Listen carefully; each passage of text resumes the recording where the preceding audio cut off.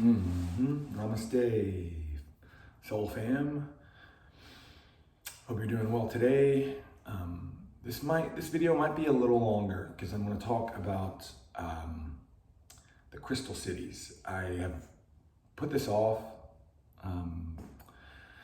just because it's a little intense for me. I've told this story many times, but basically, when I was living in Guatemala, I was doing a lot of alcohol and cocaine and pharmaceutical drugs recreationally, Oxycontin mainly. And one night, accidentally took diazepam, which is like a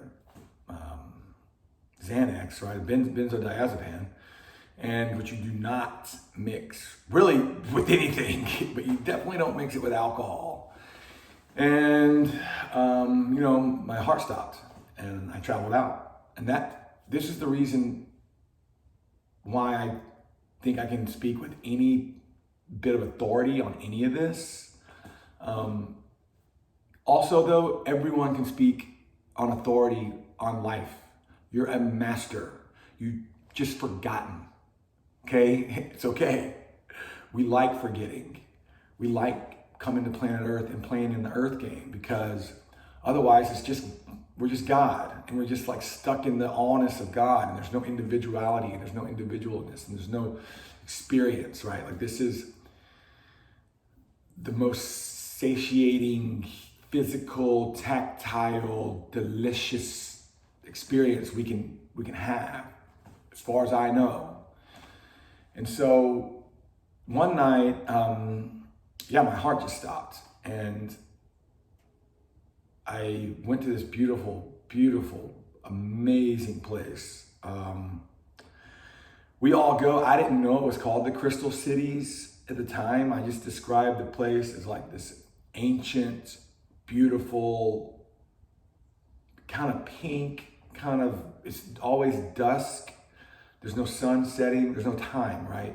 You don't have a physical body. You move with your thought.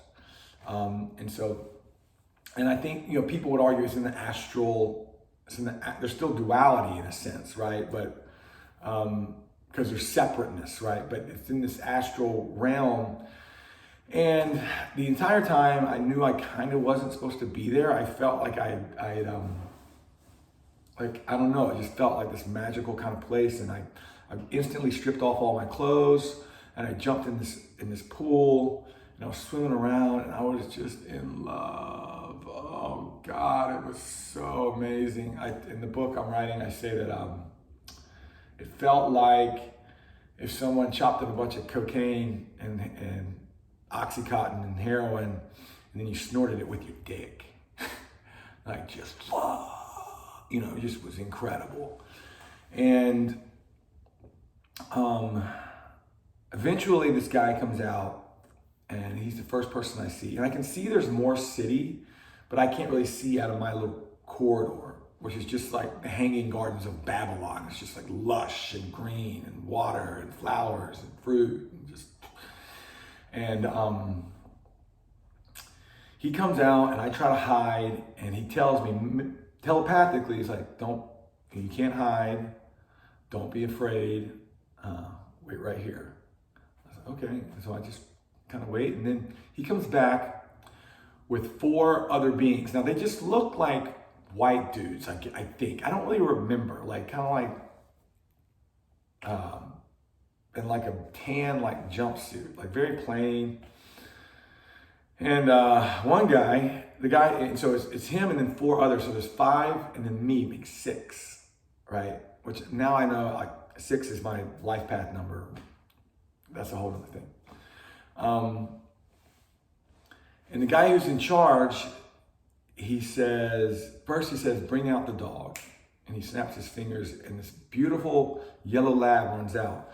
And I'm like, oh, hey, buddy, what's the dog's name? I'm just petting I'm just petting the lab as if, anyone would, right? And then he kind of sees that, and he snaps his fingers, and the lab runs away and kind of disappears as it runs away.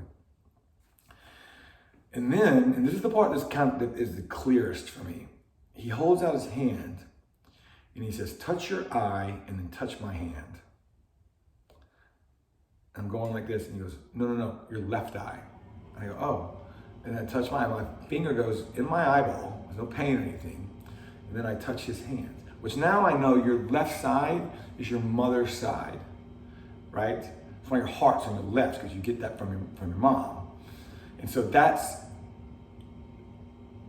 your identity almost, right? Because your mother goes to her mother, to her mother, to her mother, physically connected through the umbilical cord forever. And so as I touched my eye and then touched his hand, he says,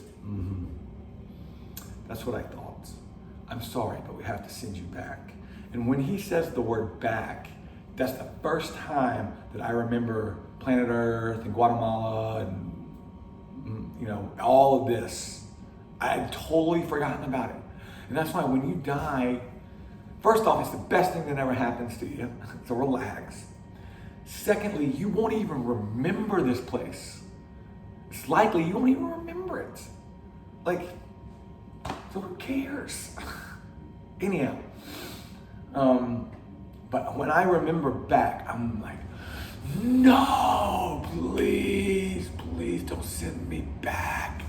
I don't want to go back. This place is very sluggish. It's physical. You move at a snail's pace here. It takes forever to get anything done compared to the astral world where you just think and energy moves. So I didn't want to come back, but now I know. I didn't learn anything. I just took from life the entire time. I was just selfish and kind of like your very normal, average kind of American dude, And then he says, they're all very serious, by the way. He says, I know you don't want to go back, but you can't stay. And I'm kind of putting together he brought that dog out to see how I would respond, to see if I was really an earthling or really see where I was from. And then this was the confirmation, right? He's like, oh, I know where this dude's from, planet Earth. Send him back. He's not ready for this place. And so then, the last thing that happens in the dream was, I said, oh, okay, but I'll go back, but let me get my shoes. Probably, in my mind, I was going to try to run away and hide. And then he just kind of smiles. It's like, that's the only time he smiled. You don't need your shoes. And then I, in my bed, and woke up, and then told my partner at the time, I was like, oh my God, wake up, I had this most amazing dream. And I just jumped out of, it was like morning, it's Friday, Saturday mornings, we've been out partying all night. And I start making coffee or whatever, and I just start rattling off this dream. Oh my God, it was the most amazing place. There were these beings, and it felt like heaven, and I went, blah, blah, blah. But I smoked a lot of cannabis at this time, so I never dreamt, ever. You don't remember, anyone that smokes weed knows that you don't drink, you don't remember your dreams. I went around to everyone I knew that week and told them about this dream. The week, for about 3 or 4 days, everyone knows. I said, oh my God, you never would believe this. Then I got really depressed because, planet Earth, back here, this place where there's very little, seems like there's very little love and very little magic. And so fast forward 2 years, I'm watching Dr. Morse's videos, trying to get rid of herpes, which another divine gift, which woke me up. And Dr. Morse starts talking about fruit fasting and fruit eating, and he gives a warning. He says, when you, getting chills right now, he says, when you start fasting, your meditations will become much more intense because you're less physical. Your third eye is detoxing. Detox is a full body cleansing, so everything cleans, including your pituitary and your pineal, so your crown and third eye chakras, centers, right? He said, some of you can meditate and you'll even go up to the crystal cities. I had never used those words, but the instant he said it, I knew what he was talking about.